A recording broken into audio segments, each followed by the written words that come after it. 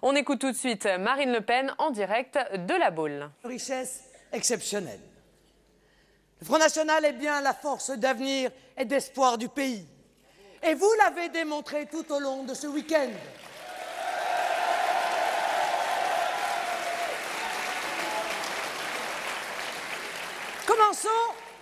Commençons, mes chers amis, par ces mots admirables de Michelet.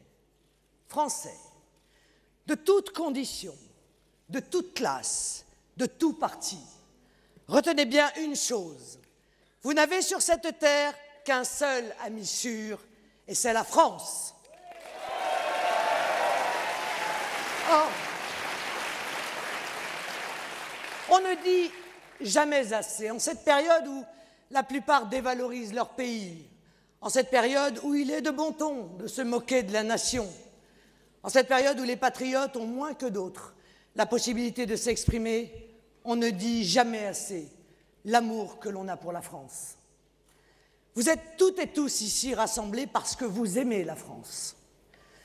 Vous l'aimez d'un amour fidèle et sincère, en dépit des épreuves, en dépit des discours démoralisants, en dépit de toute l'énergie que mettent beaucoup d'autres à vouloir la détruire. Vous êtes ici rassemblés parce que vous avez foi en un monde meilleur. Vous avez foi en un monde meilleur en dépit de la désespérance dans laquelle on cherche à enfermer chaque jour notre peuple. Vous avez foi en un monde meilleur parce que vous savez nourrir votre espoir des 1000 projets que nous formons pour la France. Vous êtes ici rassemblés parce que vous partagez cette passion commune qui nous unit et donne un sens à notre engagement collectif, la politique.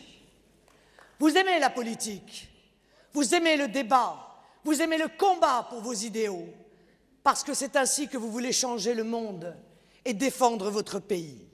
Alors, je ne m'abaisserai pas, je ne vous abaisserai pas à vous parler de la petite politique, celle qui s'étale vulgairement tous les jours dans vos journaux, celle qui, au fond, n'intéresse plus grand monde, tant elle est méprisable. Je ne vous parlerai pas de ces petites combines, de ces guéguerres, de ces spectacles minables auxquels on nous donne chaque jour la peine d'assister. J'ai 15 000 parrainages, et moi 30 000, et moi 35 000, et moi 45 000. Qui dit mieux? 1, 2, 3, adjugé vendu.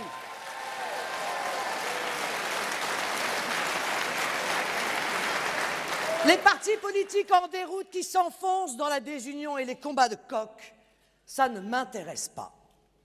Les responsables politiques d'une droite qui cherchent à masquer le vide de leurs projets, la mollesse de leurs convictions, leur absence de vision, derrière une guerre des chefs qui s'affiche sans vergogne aux yeux des Français, tout cela ne m'intéresse pas. Et n'intéresse plus personne. Copé, Fillon ou Sarkozy, peu me chaud, tout cela appartient au passé.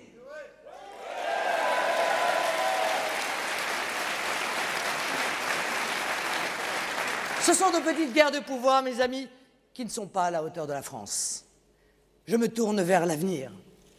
Je voudrais vous parler aujourd'hui de notre rôle, notre mission, de notre responsabilité, parce que nous avons les clés du destin de la France. Notre engagement aujourd'hui comme demain est essentiel dans la poursuite de ma candidature à l'élection présidentielle. Réaffirmons avec force notre vision de la France, de la société, du monde. Continuons de porter haut nos convictions, nos propositions, notre projet pour la nation. Avançons encore et toujours vers les portes du pouvoir. Poursuivons notre ascension et préparons-nous à prendre bientôt les rênes d'un pays qui a tant besoin de nous.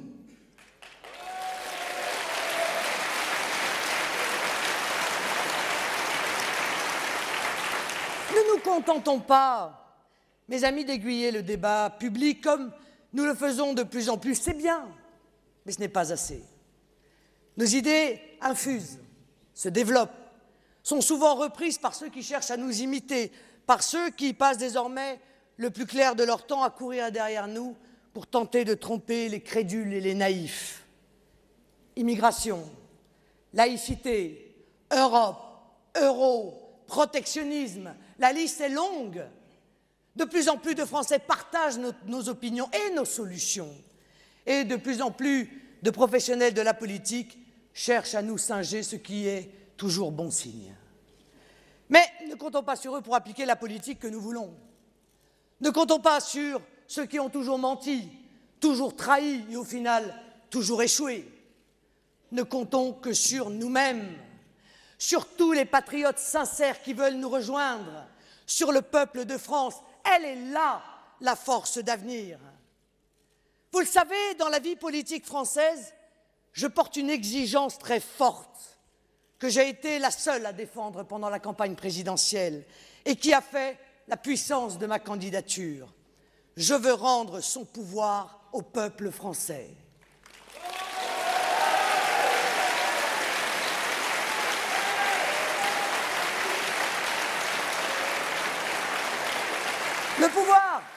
Le pouvoir au peuple et à personne d'autre.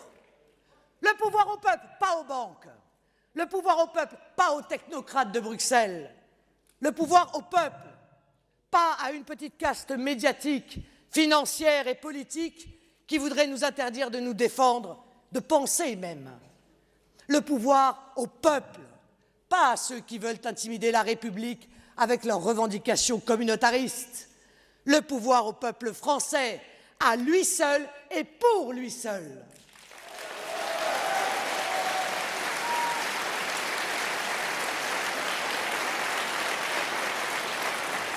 Nous ne pouvons pas admettre comme une fatalité le divorce entre le peuple et ses élus. Je veux redonner espoir aux Français en l'action de leurs représentants. La politique peut être noble, pour peu que les idéaux qu'elle défend soient nobles. Un de ceux-là est de rendre sa grandeur au peuple français. Il ne doit jamais être oublié. La France n'est pas un pays parmi les autres. C'est un pays dont la vocation est de compter plus que les autres. Et le peuple français a son mot à dire. Il s'est exprimé, ce peuple, le printemps dernier. Beaucoup ont cru de bonne foi, sans doute, qu'en portant François Hollande à l'Élysée, ils allaient enfin voir venir le changement. Anne, ma sœur Anne, ne vois-tu rien venir? Je ne vois que le soleil qui poudra et l'herbe qui verdoie. Mais je sais aussi que beaucoup ont voulu chasser l'ancien président. Celui dont le quinquennat a continué de ruiner la France, l'a dévalorisé, a appauvri les classes moyennes et populaires, a fait baisser la voix de la France sur la scène internationale, a accéléré le délitement de notre identité nationale. Ce président avait trahi le peuple français et celui-ci l'a assez logiquement remercié. C'est d'abord cela qui explique la victoire de François Hollande. Ce n'est même pas une victoire, c'est juste une non-défaite. Mais certains ont cru sincèrement que François Hollande allait changer les choses. Le changement, c'est maintenant, nous a-t-il répété à l'envi pendant toute la campagne. Eh bien, nous devons aujourd'hui faire ce terrible constat. Près de 6 mois après l'arrivée de la nouvelle majorité, rien n'a changé avec ce nouveau président.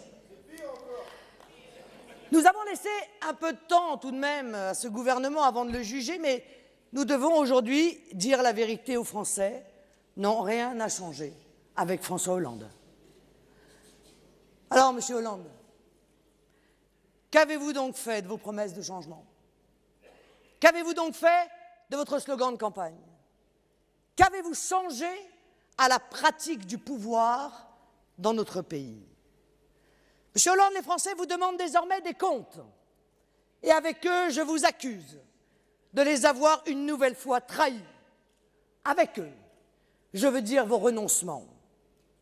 Vous, président de la République, vous n'avez rien renégocié au traité funeste rédigé par Nicolas Sarkozy sous la dictée de Mme Merkel. Vous, président de la République, vous vous accommodez, comme le pouvoir UMP, d'un chômage de masse parce que vous continuez une politique économique imbécile imposée par Bruxelles. Vous, président de la République, comme Nicolas Sarkozy avant vous, vous refusez les protections dont la France a besoin et leur préférez le pouvoir sans limite des marchés financiers, des banques, qui, avec votre bénédiction, vont encore être les destinataires de milliards d'euros versés par la BCE, milliards payés par les sacrifices des peuples qui n'en reverront jamais la couleur.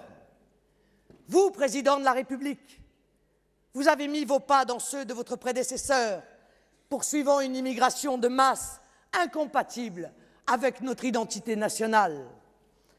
Vous, président de la République, vous continuez avec le laxisme, vous courbez l'échine devant les délinquants, vous laissez les zones de non-droit envahir la République.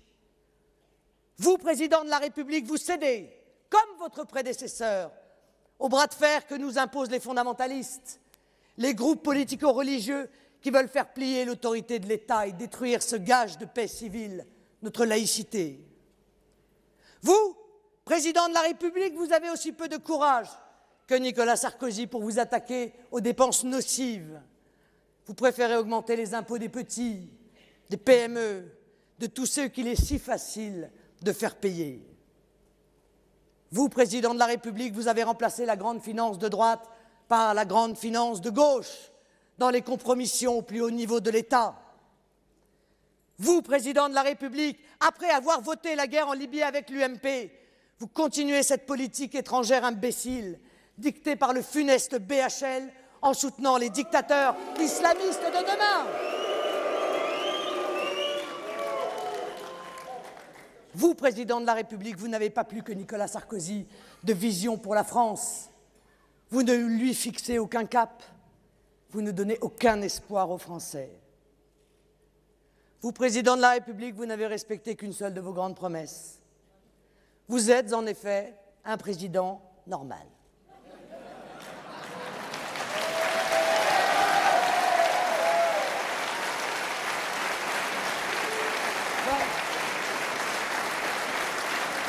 C'est vrai. C'est vrai puisque la normalité depuis 30 ans consiste à prendre ses ordres à Berlin, à Washington ou chez Goldman Sachs. Puisque, hélas, il est devenu normal d'avoir des présidents sourds et aveugles à la réalité de ce que vit le peuple. Puisque la normalité en politique est depuis 30 ans de se soumettre aux exigences de minorités agressives et revendicatrices. Puisque la normalité est de faire des promesses jamais tenues et, pour résumer, de prendre les Français pour des demeurés. Puisqu'il est devenu normal de privilégier ses petits camarades au détriment de l'intérêt supérieur, de s'en prendre aux plus faibles parce que l'on tremble devant les puissants. Parce que la normalité en politique est devenue synonyme de bassesse, de reculade, d'indignation feinte, de petites lâchetés accumulées qui nourrissent les fléaux de demain. Oui, Monsieur le Président, vous êtes en effet normal, dramatiquement normal.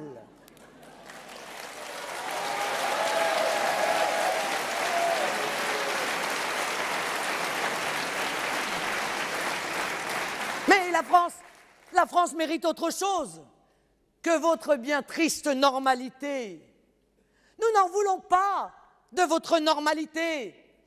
Nous voulons une indépendance supérieure, un courage hors du commun, une vision extraordinaire, une volonté inébranlable, un respect indestructible des valeurs qui ont fait et doivent encore faire la France, parce que, Monsieur le Président, la France est un pays exceptionnel.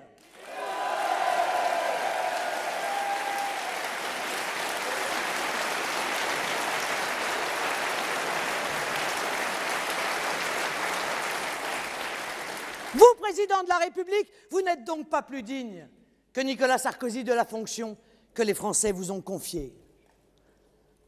Vous nous promettiez le changement, et nous n'avons que la continuité. La continuité dans l'absurde, l'appauvrissement, dans le désordre et dans la désespérance. Mais en réalité, mes amis, rien ne pouvait changer avec François Hollande. Parce qu'avec ce nouveau pouvoir, comme avec l'ancien, tout reste comédie. La politique s'est effacée derrière la comédie du pouvoir. La comédie du pouvoir, c'est faire croire qu'on va tout pouvoir changer sans rien changer, et cela fait 30 ans qu'on est témoin de ce cinéma. Mais comment François Hollande, mieux que Nicolas Sarkozy, pourrait-il changer la situation des Français, renouer avec la croissance, faire baisser le chômage, améliorer la sécurité, permettre l'assimilation, faire vivre notre civilisation et rendre à la France sa puissance sans faire le bon diagnostic. Comment pourrait-il, mieux que son prédécesseur, redresser la France sans rompre avec un système délétère qui accroît son emprise et empêche toute réforme de fond? Le diagnostic n'est pas posé. En aucun domaine. Règne sans limite de la finance mondialisée, soumission intégrale à une concurrence déloyale venue des pays émergents, corsetage sans cesse renforcé du pays dans une Union européenne devenue aussi totalitaire qu'inefficace, ouverture à tous les vents migratoires de frontières quasi disparues, revendications politiques de fondamentalistes qui cachent leurs sinistres desseins derrière la religion, mais ne pas tenir compte de données aussi fondamentales que celles-là, qui définissent la situation de la France aujourd'hui, c'est empêcher toute évolution du pays. C'est se condamner à rester les bras croisés devant les maux qui nous accablent. C'est assurer à la France et à son peuple de s'enfoncer dans le désespoir. C'est continuer à faire perdre au pays toute foi en lui-même. C'est donner toutes les conditions du succès à cette entreprise diabolique d'asservissement de la France et de son peuple. La comédie du pouvoir, c'est nous faire croire qu'en dépit de tous les renoncements, malgré la continuité parfaitement entretenue d'un système qui nous étouffe, nous pourrions obtenir des changements, mais presque par magie, si l'on y réfléchit bien. Le président Normal a bien appris de son prédécesseur, et il n'a fallu que quelques semaines pour retomber dans le travers de l'exercice permanent de communication. La communication à toutes les sauces. Et pire, la manipulation de l'opinion. Voilà à quoi se résume la vie politique française désormais. Souvenez-vous, Nicolas Sarkozy sortait régulièrement son moulin à promesses. Il montrait ses muscles. Il prenait dans ses discours des accents martiaux, cherchait à tout prix, à tout bout de champ, à nous faire croire qu'il agissait. C'était, je l'avais dit, le verbe dur et la main molle. Il a d'ailleurs poussé l'exercice à l'extrême pendant la campagne présidentielle. Il finissait par dire tout et l'inverse de tout. Ça dépendait du jour de la semaine.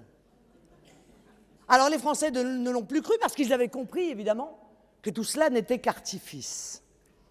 Qu'en 5 ans au pouvoir, il n'avait pas entamé le début d'une des innombrables réformes promises et que tout, absolument tout, allait de plus en plus mal.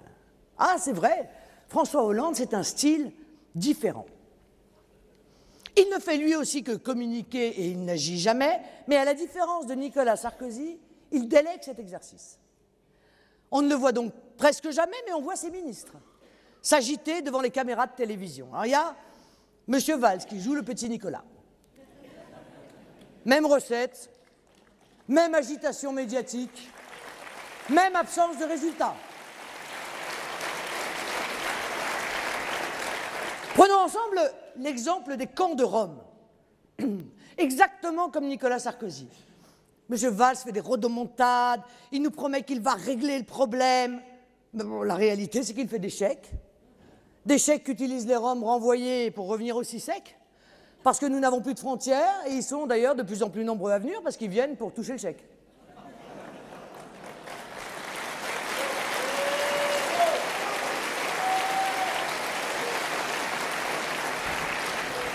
Les mêmes méthodes, c'en est presque gênant. Ça va mal, hop, on change un préfet de police.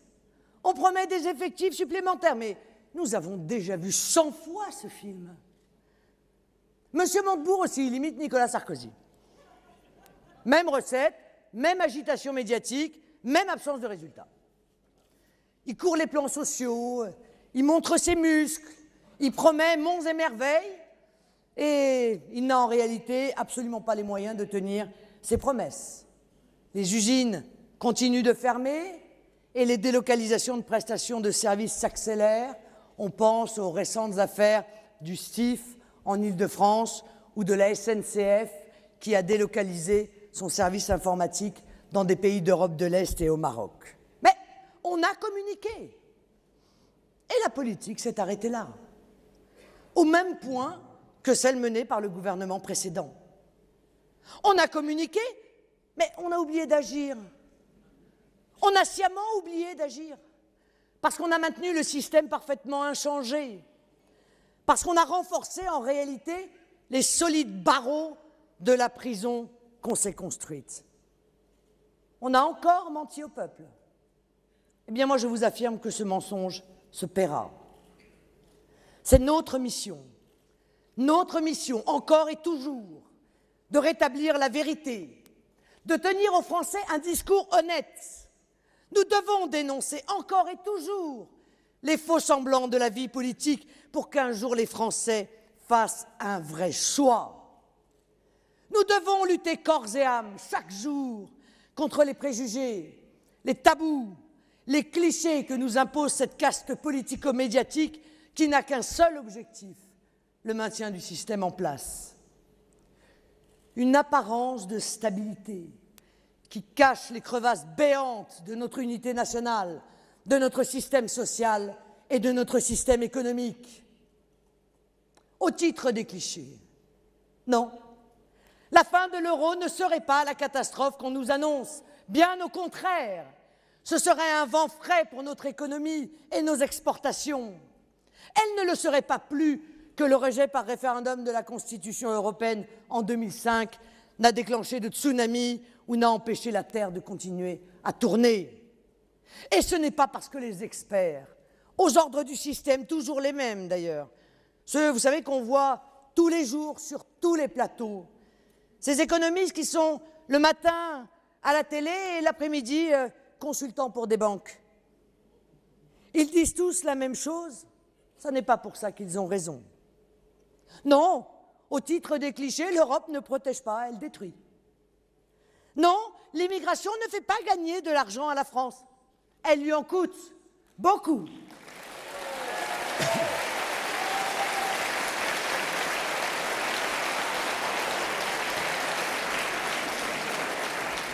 Alors, ouvrir les yeux des Français, les aider à condamner la comédie du pouvoir à laquelle se livre François Hollande, c'est aussi leur dire qu'il faut prendre garde à ne pas tomber dans les pièges que PS et UMP ont l'habitude de leur tendre. Le mariage homosexuel, le droit de vote des étrangers. Nous refusons cela, bien sûr, évidemment, et nous combattrons sans faiblesse ces projets. Mais comprenez bien que ces sujets sont des sujets de diversion, qu'ils sont là pour faire oublier l'essentiel, pour faire croire qu'on est d'un côté de gauche et de l'autre de droite. Vous voyez que ce n'est pas la même politique, puisque sur des sujets tels que cela, nous nous opposons.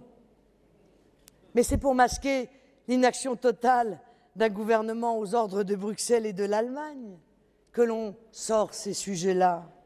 D'un gouvernement qui n'a plus rien d'autre à proposer que l'austérité à vie, qui n'a plus aucune marge de manœuvre, qui n'a plus de pouvoir en réalité.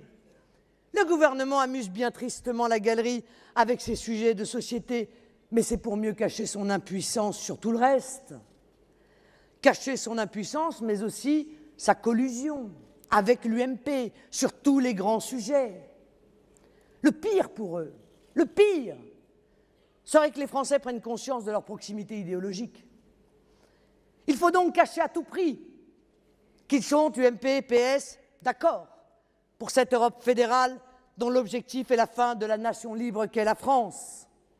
Qu'ils sont UMP et PS d'accord sur la politique étrangère qui se résume à obéir aux injonctions américaines, le doigt sur la couture du pantalon.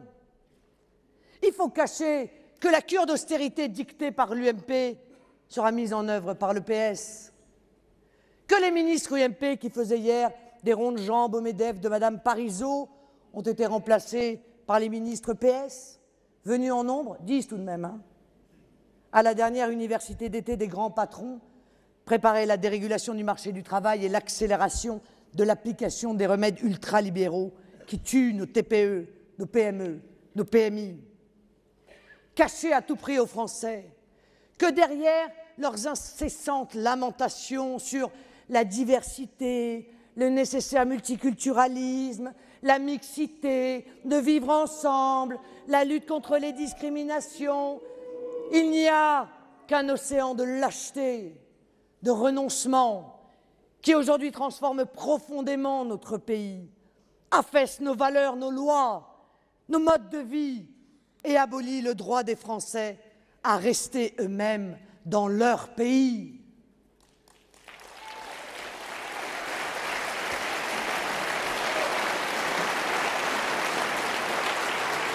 Or, nous sommes régulièrement de véritables révélateurs de cette collusion. Immigration, prières de rue, abattoir halal, à chaque fois, spontanément, UMP et PS ont crié au loup contre nous.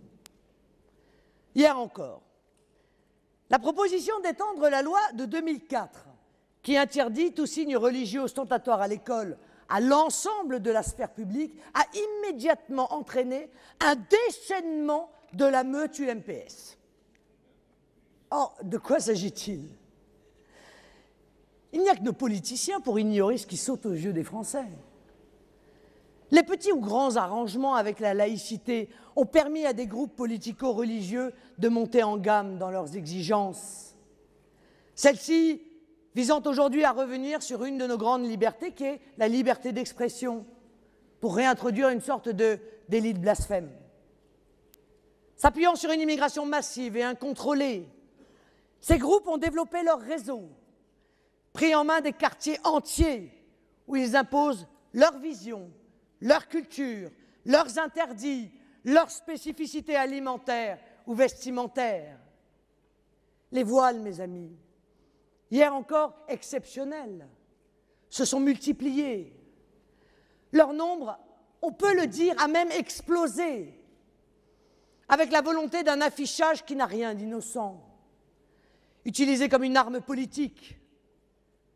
De plus en plus de femmes, souvent contraintes d'ailleurs par la pression physique ou psychologique des fascistes verts, décident d'arborer le voile comme de plus en plus d'hommes portent la djellaba.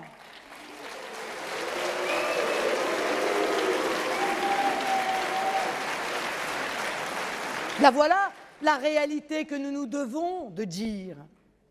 L'équilibre obtenu durant des décennies par la loi de 1905 sur la laïcité est maintenant rompu. Il faut y répondre par la fermeté et le rappel intransigeant de nos principes. Les fondamentalistes revendiquent. Eh bien, je dis que la République aussi a le droit d'être revendicatrice, et notamment à l'égard de ceux qu'elle a accueillis.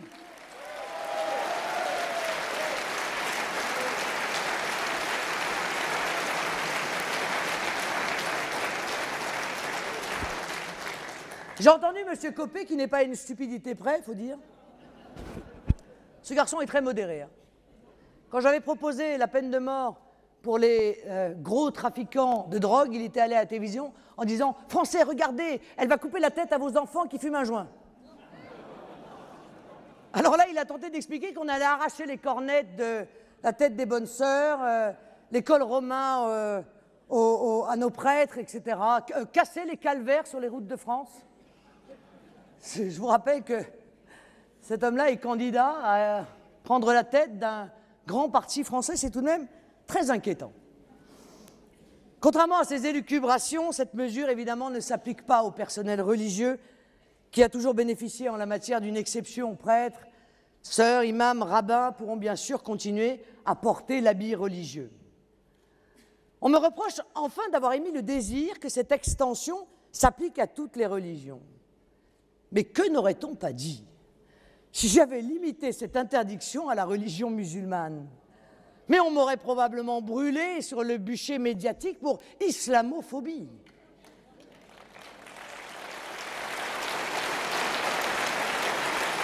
Vous savez, malgré la caricature, je ne suis pas inquiète.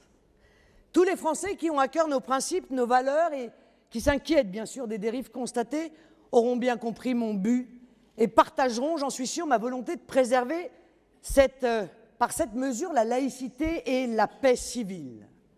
Et même, si certains devront alors faire un sacrifice, je suis convaincu qu'une grande part le fera de bonne grâce par patriotisme et conscience de l'intérêt général.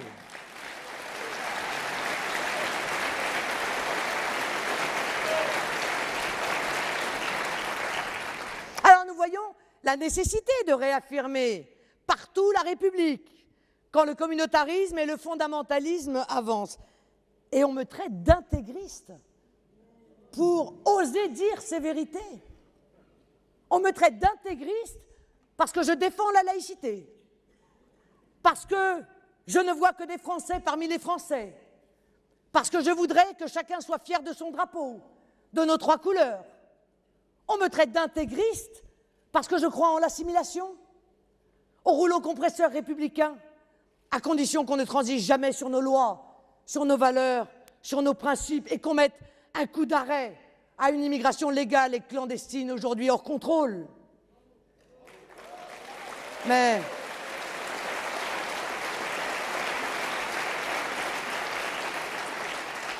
qu'ils me traitent d'intégriste si ça les amuse. Moi, au moins, je suis intègre.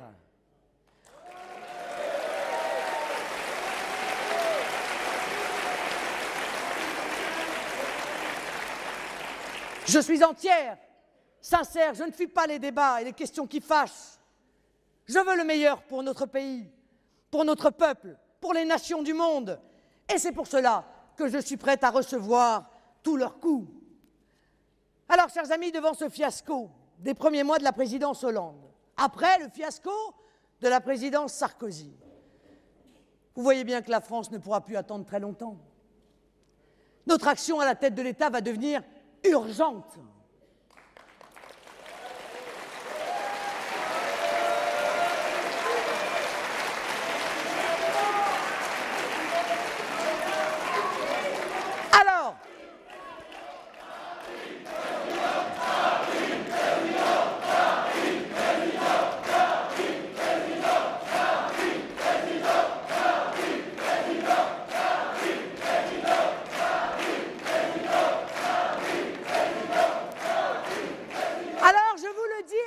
À tous, c'est maintenant qu'il faut s'engager. C'est maintenant que nous avons besoin de votre mobilisation et de la mobilisation de tous les patriotes. Nous ne pouvons pas nous payer le luxe d'attendre les prochaines élections. La politique, ce n'est pas tous les 5 ans à l'occasion d'une élection présidentielle. La politique, c'est chaque jour, au quotidien, un travail de conviction, de lucidité et de courage. Mobilisez les Français autour de vous. Mobilisez chacune et chacun des Français patriotes. Amenez-les à nous. Faites-les entrer dans notre grande famille militante et demandez-leur leur engagement. J'ai beaucoup parlé des oubliés pendant ma campagne présidentielle. Vous savez, ce peuple invisible qu'on ne trouve que pour le ponctionner, le malmener, qu'on ne protège pas, qu'on abandonne, qu'on n'écoute jamais. Ces oubliés ont moins encore aujourd'hui qu'hier la possibilité de s'exprimer et d'être entendus. Convainquez-les partout de nous rejoindre, qu'ils se fassent entendre avec nous. Je vous propose de vous engager avec moi pour fixer un cap. Nous avons une vision de l'avenir de la France. Nous portons une espérance. Notre projet est radicalement différent des mensonges de l'UMPS qui ne veulent en réalité rien changer. Je suis à la tête de la véritable opposition, l'opposition au système.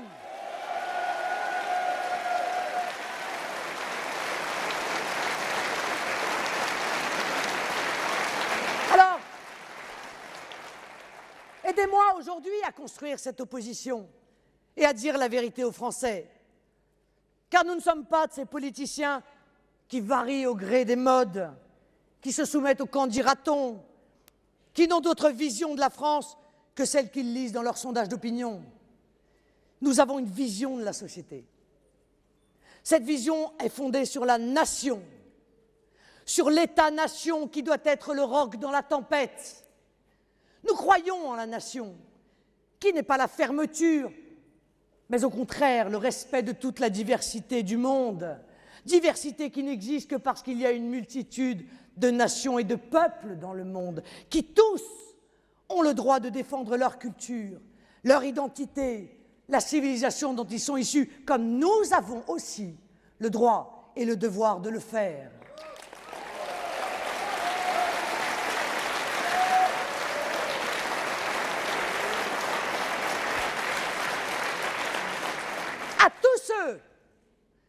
se sentent oubliés, méprisés, invisibles. Aux yeux d'un système devenu fou, je dis, la nation est là pour vous. Elle ne vous abandonnera pas. Elle est la grande famille des sans-rien. Son bras armé, l'État, ne vous laissera pas tomber, ne vous fera pas toujours passer en dernier, derrière ceux qui ne le méritent pas, derrière ceux qui en profitent, qui abusent, derrière ceux qui pourtant n'en ont bien souvent pas besoin. Oui, nous croyons en la nation et donc en la frontière. Pas la ligne Maginot, non. Nous laissons les caricatures à ceux qui sont incapables de réfléchir et de débattre. Nous croyons en la frontière qui protège, qui est une saine limite entre la nation et le reste du monde. Un filtre économique, financier, migratoire, sanitaire, environnemental. La nation, c'est notre boussole, car sans elle, pas de direction, pas de cap, pas de stratégie, et surtout, pas de solidarité, de liberté, de progrès et de démocratie. Ceux qui vous vendent les grands blocs supranationaux sont les mêmes qui, subrepticement, vous demandent de faire confiance aux experts, à ceux qui savent, à ceux qui feront mieux que vous reléguant ainsi au rang de simples spectateurs de votre vie. Ceux-là veulent que nous soyons serviles pour obéir à des intérêts qui ne sont pas les nôtres, les intérêts des lobbies de Bruxelles, ceux de Wall Street, de la City, ceux de Washington, mais qui ne sont pas les intérêts français. Quelle triste conception se font-ils de l'homme, interchangeable, malléable, sans identité, un simple consommateur appauvri, isolé. Ça n'est pas notre vision de l'homme et de la société. Ça n'est pas ce que nous voulons pour nos enfants, qu'on doit élever et instruire pour qu'ils deviennent des honnêtes hommes, des citoyens éclairés, des adultes responsables et libres. Nous nous projetons dans l'avenir parce que nous savons d'où nous venons, parce que nous défendons, nous, une école de la République qui cesse de gommer des manuels scolaires les grands noms de notre histoire de France.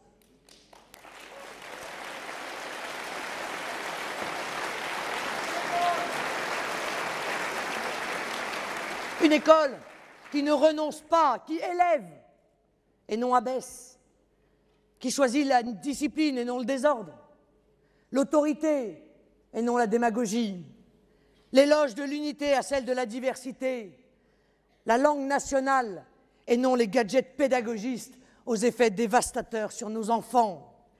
C'est en cela que nous portons une vraie vision, une vision radicalement différente. C'est en cela que notre projet est national, humaniste et populaire. Pour nous, l'identité et la prospérité française signifient quelque chose. Et nous savons les ravages de l'immigration de masse sur cette identité et cette prospérité. Nous voyons bien à quel point les gouvernements se suivent et se ressemblent. Organisant l'entrée d'un nombre toujours croissant d'étrangers dans notre pays, sous la pression d'un MEDEF sans scrupules qui choisit dans cette masse ceux qui accepteront de travailler à bas coût et laissent à la communauté nationale le soin de prendre en charge la subsistance des autres. Ce grand patronat qui a remarquablement mis en musique le principe suivant, la privatisation des profits et la mutualisation des risques.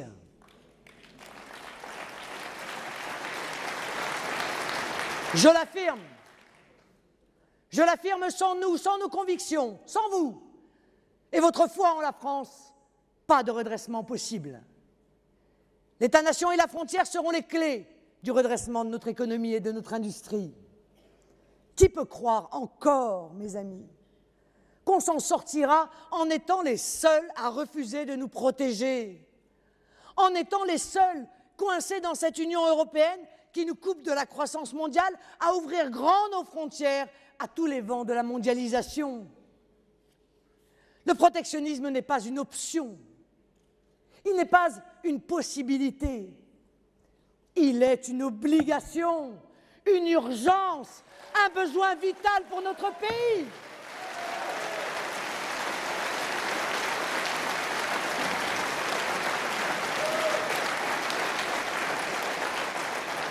Un besoin vital pour son économie, ses usines, ses emplois, nos emplois, vos emplois. Alors, droits de douane ciblés, quotas d'importation, patriotisme économique au soutien de nos TPE, PME, PMI, qui doivent être prioritaires dans les marchés publics, priorité nationale à l'embauche. Mais qui le fera? L'UMP? Mais non, pas l'UMP. Ils idolâtrent l'OMC, le libre-échange et l'Union européenne. Le Parti socialiste? Ben sûrement pas. Ils partagent les mêmes idoles. Et leurs 68 arts jeunes lanceurs de pavés sont devenus 40 ans plus tard des financiers boursicoteurs bedonnants, cigares au bec.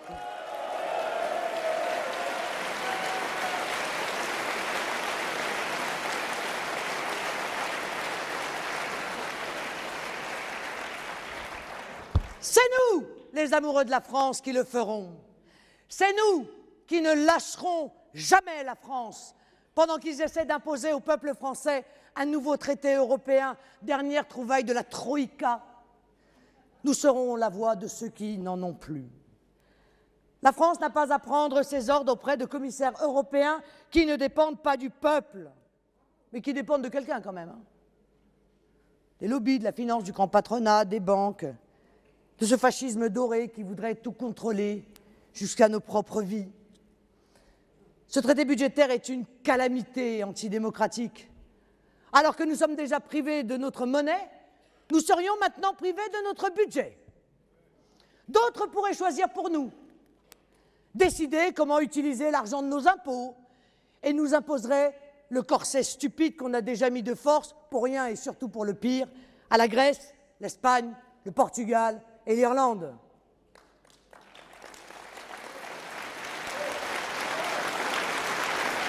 Mais ça va sans dire, mais il semblerait que ça aille mieux en le disant. La France n'est pas une simple province européenne.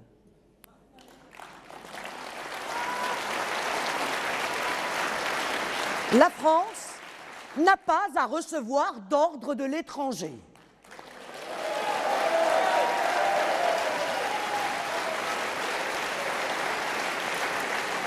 La France n'a pas à tolérer des politiques d'hyper-austérité qui ne marchent pas et qui ne réduisent même pas la dette et les déficits, mais on le voit bien. Ce qui est extraordinaire, c'est que lorsque un décret est mauvais, on le change. Lorsqu'une loi est mauvaise, on l'abroge. Lorsque la Constitution doit être révisée, on la révise. Il n'y aurait en revanche que les traités européens, les saints traités européens, qui, eux, seraient, quoi qu'il arrive, éternellement gravés dans le marbre. Le professeur Le Breton rappelait dans une récente tribune ce mot célèbre d'Antoine Loisel, légiste du XVIe siècle, « On lie les bœufs par les cornes et les peuples par les traités ». L'euro serait ainsi, si j'en crois ce que j'entends dans la classe politique, chez les experts, les éditorialistes, irréversible, pour l'éternité. C'est ce que nous disent les grands prêtres de la pensée unique, de l'employé de banque, d'ailleurs Mario Draghi, au chef de la province France, François Hollande. Mais ont-ils perdu la tête? Mais sont-ils à ce point euro-fanatisés? En démocratie, rien, absolument rien, n'est irréversible ou pour l'éternité.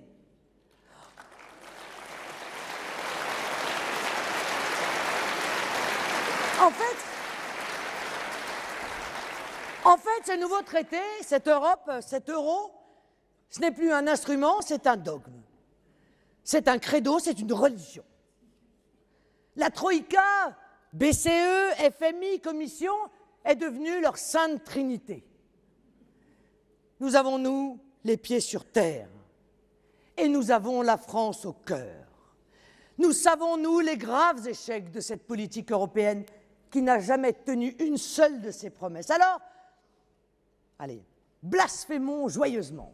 Oui, il faudra le plus tôt possible organiser la fin de la monnaie unique avec nos partenaires européens, parce que cette monnaie, c'est l'ennemi des peuples et des travailleurs.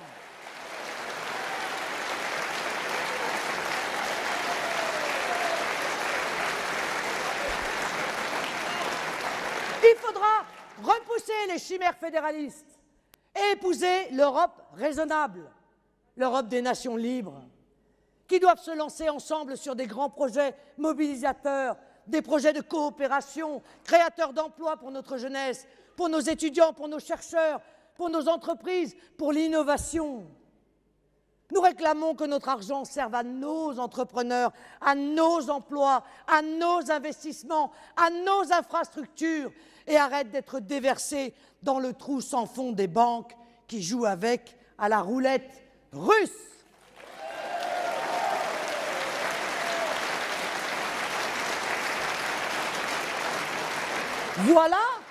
Voilà l'Europe utile.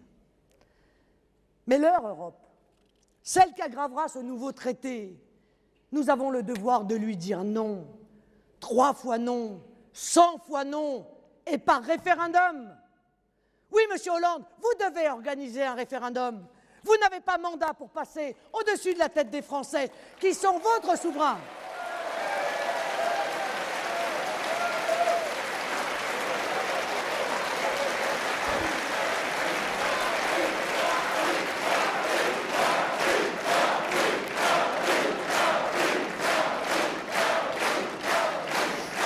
La France est un grand pays, un immense pays, qui doit être libre, qui doit être fier, qui a un message à porter dans le monde, au-delà de ses frontières, à condition que la France soit la France, que l'Europe soit l'Europe, et non ce magma fédéral, ce magma ultralibéral, sans âme ni cœur. La voix de la France résonne dans le monde quand elle ne suit pas docilement les États-Unis, quand elle coopère intelligemment avec toutes les puissances, et notamment avec la Russie, avec qui nous avons tant d'intérêts géostratégiques communs.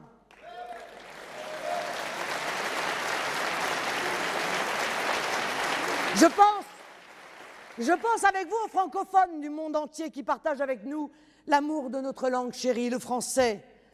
Permettez-moi à cet égard de saluer une nouvelle fois la belle victoire des souverainistes au Québec, chez nos frères de la belle province, que j'analyse comme un signe prometteur du réveil des peuples et des identités.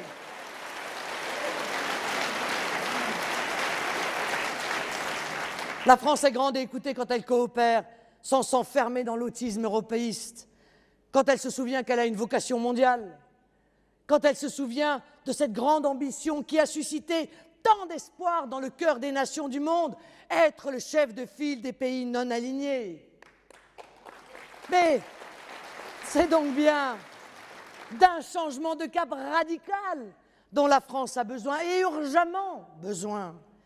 Et qui dit changement de cap, dit bien sûr changement de capitaine.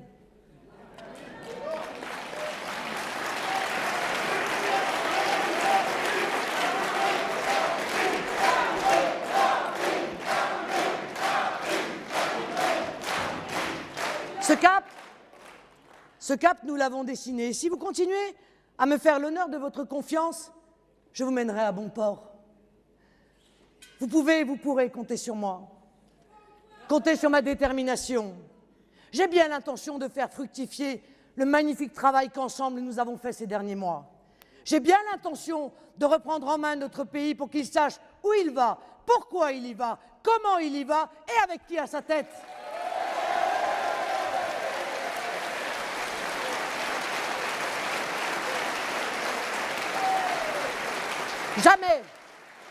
Jamais je ne serai dans la mêlée de leurs petites batailles politiciennes. Jamais je ne m'abaisserai à leur niveau. Toujours j'essaierai de montrer aux Français un nouveau chemin, le chemin de la grandeur nationale, de la souveraineté et de la prospérité française.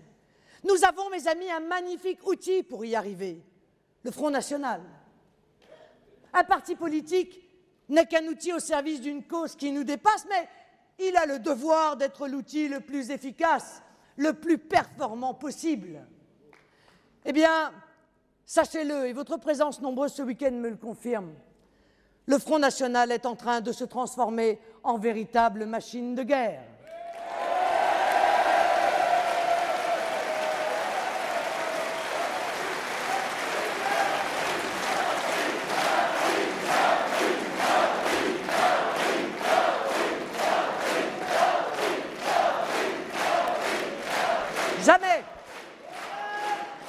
Jamais ses adhérents n'avaient été aussi nombreux et jamais le rythme des adhésions n'avait été aussi rapide.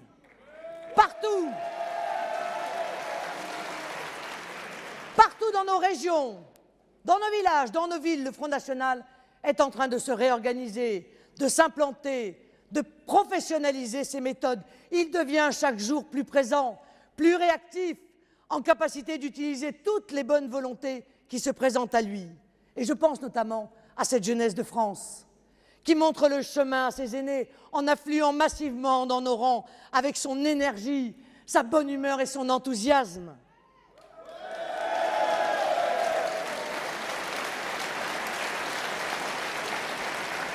Évidemment, l'implantation locale de notre famille à tous, le Front National, est une priorité que j'ai placée en tête de tout. Nous devons être à chaque coin de rue, à la sortie de toutes les usines, au contact de tous les Français qui comptent sur nous, qui dans la crise, dans la tempête que d'autres ont déclenchée, cherchent un roc, cherchent un phare. Et ce roc, ce phare, c'est nous.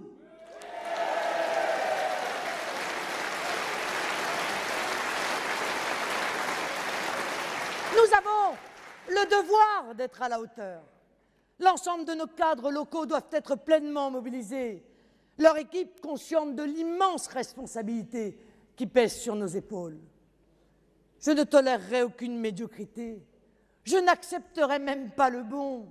Je demanderai et j'exigerai de chacun d'entre nous le meilleur, exclusivement le meilleur. Les cadres du Front National sont nos préfets et vous êtes tous nos ambassadeurs auprès des Français. Une bien noble et belle mission. Et en ligne de mire, ce sont bien sûr les prochaines élections municipales que nous voyons déjà, très tôt, dès maintenant. Elles se préparent. Toutes et tous ici, engagez-vous sur les listes. Défendez nos couleurs qui sont celles de la France dans votre commune. Faites-le en bonne intelligence et avec méthode. Parce que je vous l'affirme, nous aurons des maires en 2014 et peut-être même beaucoup plus que vous ne l'imaginez.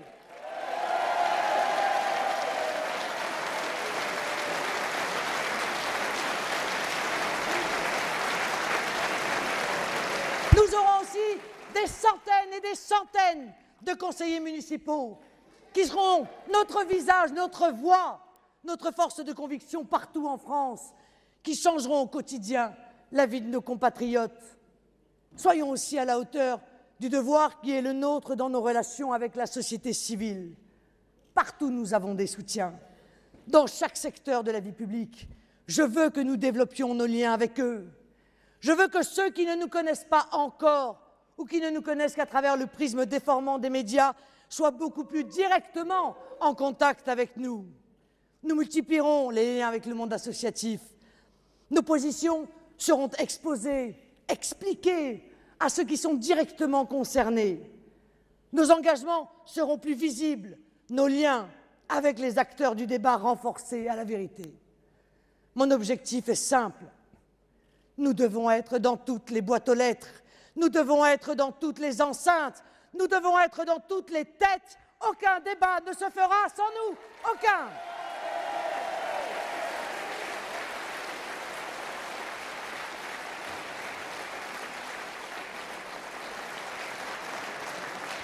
Nous sommes les seuls créateurs d'idées nouvelles. Eh bien, nous le ferons savoir 100 fois mieux savoir.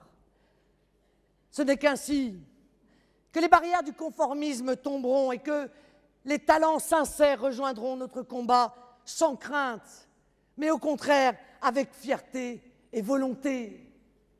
Toujours, mes chers amis, soyez les porte-drapeaux de nos idées. Soyez toujours très fiers de votre parti. Soyez toujours très fiers de ce que vous êtes, des Français amoureux de leur pays.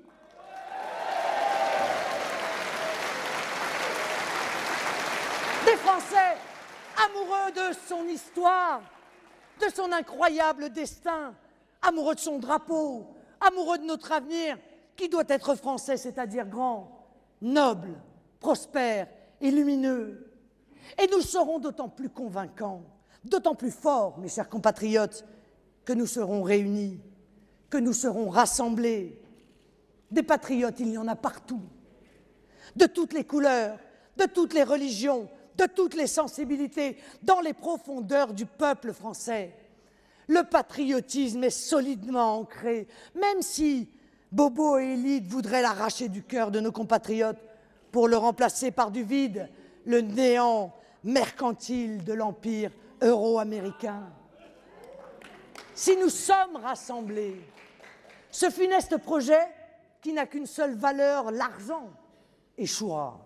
Et notre projet national l'emportera. Alors, je profite d'être là devant vous pour remercier tous ceux qui ont déjà saisi la main que nous avons tendue aux patriotes. Je pense à Paul-Marie Couteau, à Gilbert Collard, à Bertrand Dutheil de La Rochère, à Karim Mouchik, au professeur Le Breton et à tant d'autres.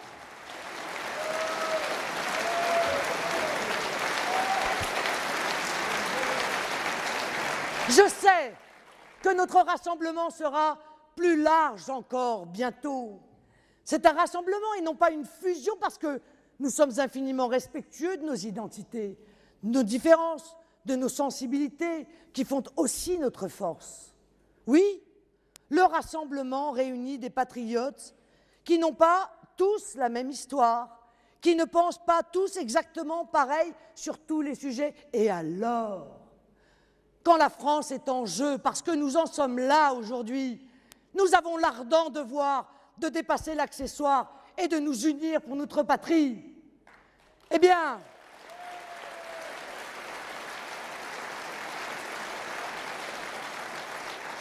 je tends la main. Et tous dans nos régions, dans nos départements, nous tendons la main vers nos frères de patrie et nos frères de cœur. C'est de notre force de conviction, de notre sens de l'essentiel que viendra la victoire. Je sais que tout est fait pour semer le doute et le désespoir parmi le peuple français. Et comment ne pas voir qu'il a peur? Je sais que beaucoup de nos compatriotes sont légitimement dégoûtés d'un système politique qui fait mal, qui se perpétue, qui s'accroche, qui s'ankylose, mais qui ne change jamais rien. Et pourtant, je vous demande, Françaises, Français, de ne jamais baisser les bras, de ne jamais baisser le regard, de ne jamais courber l'échine, de ne jamais vous résoudre à l'abstention, qui n'est pas une rébellion, mais une soumission. Françaises, Français, mais prenez l'exemple sur notre belle jeunesse. Nous sommes aujourd'hui le parti de la jeunesse de France.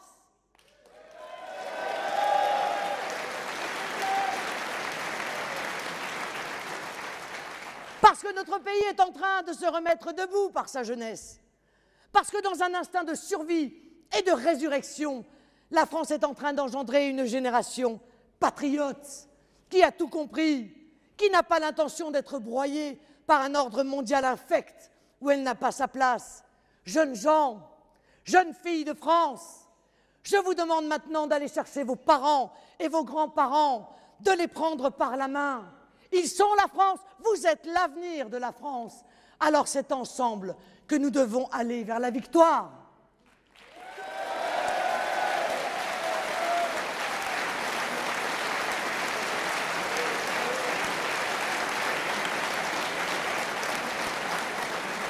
Nous n'avons pas le droit de donner à nos jeunes, à nos enfants un avenir bouché. Je ne veux pas qu'ils vivent moins bien que nous. Je ne veux pas, nous ne voulons pas leur laisser une société sans valeur, sans repères, une république désunie, un pays démantelé, appauvri, une nation déconsidérée. Je ne le veux pas parce que je crois de toutes mes forces au génie de notre peuple, parce que je crois à la mission éternelle de la France, à sa vocation surnaturelle, diront certains. Je me bats avec optimisme et le cœur gonflé à bloc de l'amour que je vous porte. Alors oui, Je vous l'annonce aujourd'hui, mes chers amis, nous allons gagner.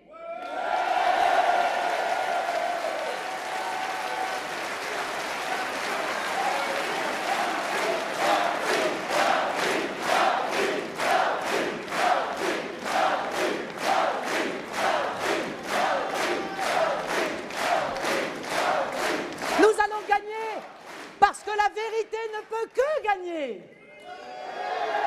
Nous allons gagner parce que la justice ne peut que gagner. Nous allons gagner parce que la France ne peut pas perdre.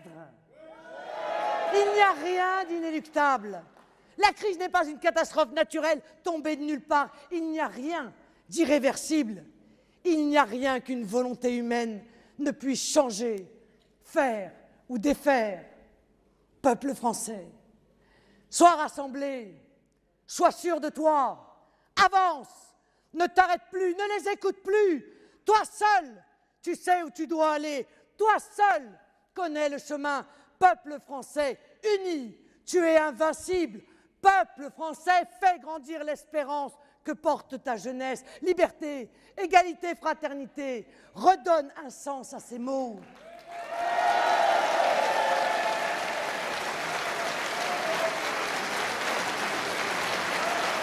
Bleu, blanc, rouge, sois fier de tes couleurs. Peuple de France.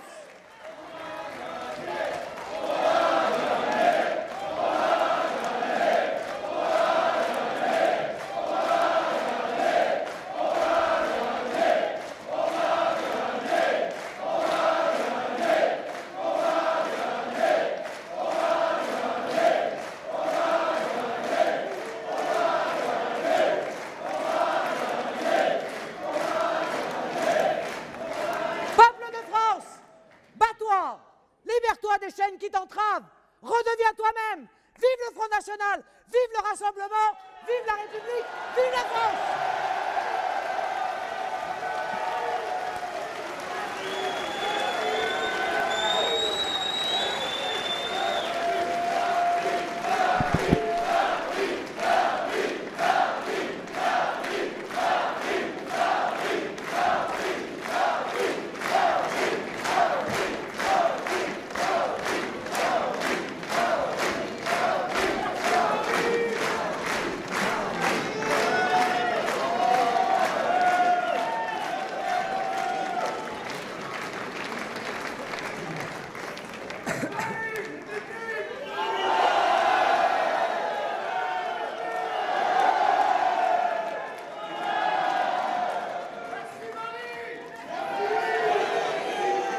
Allons, enfants de la patrie, le jour de gloire est arrivé. Contre nous de la tyrannie, l'étendard sanglant élevé, l'étendard sanglant élevé.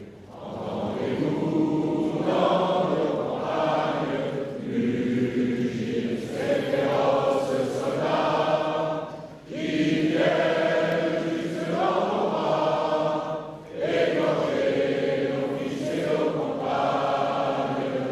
Aux armes, citoyens, formez comme Napoléon.